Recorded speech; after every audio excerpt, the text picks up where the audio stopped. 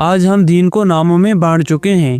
کوئی کہتا ہے میں صوفی ہوں، کوئی سلفی، کوئی دیوبندی، کوئی بریلوی، لیکن حضور نبی اکرم صلی اللہ علیہ وآلہ وسلم نے فرمایا کون سا اسلام سب سے افضل ہے؟ اور آپ صلی اللہ علیہ وآلہ وسلم نے جواب دیا وہ مسلمان جس کی زبان اور ہاتھ سے دوسرے مسلمان محفوظ رہیں۔ تو پھر ہم کس چیز پر فخر کرتے ہیں؟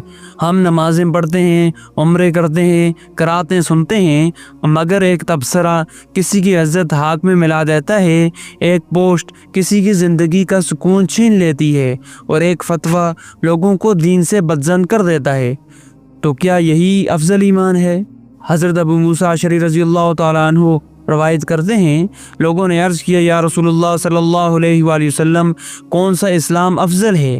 تو آپ صلی اللہ علیہ وآلہ وسلم نے فرمایا وہ مسلمان جس کی زبان اور ہاتھ سے دوسرے مسلمان محفوظ رہیں۔ افضل کا مطلب ہے سب سے اعلیٰ، سب سے پسندیدہ، سب سے وزنی، یعنی اللہ کے نزدیک افضل مسلمان وہ ہے جو کسی کو زبان سے زخمی نہ کرے، ہاتھ سے اذیت نہ دے اور سوشل میڈیا پر فتنہ نہ پھیلائے۔ اللہ تعالیٰ سورہ بقرہ میں ارشاد فرماتے ہیں لوگوں سے بھلی بات کہو۔ ایک دوسری جگہ پر سورہ احزاب میں اللہ رب العزت ارشاد فرماتے ہیں جو ایمان والوں کو اذیت دیتے ہیں انہوں نے بہتان اور کھلا گناہ اٹھایا۔ ایک عالم دین کا جنازہ تھا، لوگ ان کے علم، فہم اور تبلیغ پر فخر کرتے تھے۔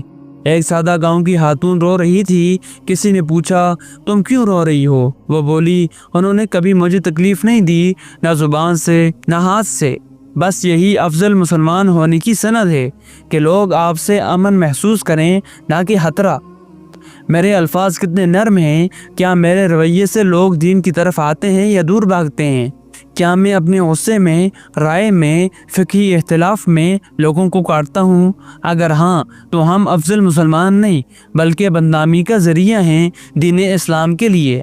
آج سے وعدہ کریں میں اپنی زبان کو قابو میں رکھوں گا، کسی کو ہاتھ یا الفاظ سے تکلیف نہیں دوں گا اور اختلاف کو فتنہ نہیں فہم بناؤں گا، کیونکہ افضل اسلام وہ ہے جو دلوں کو جوڑے، توڑے نہیں۔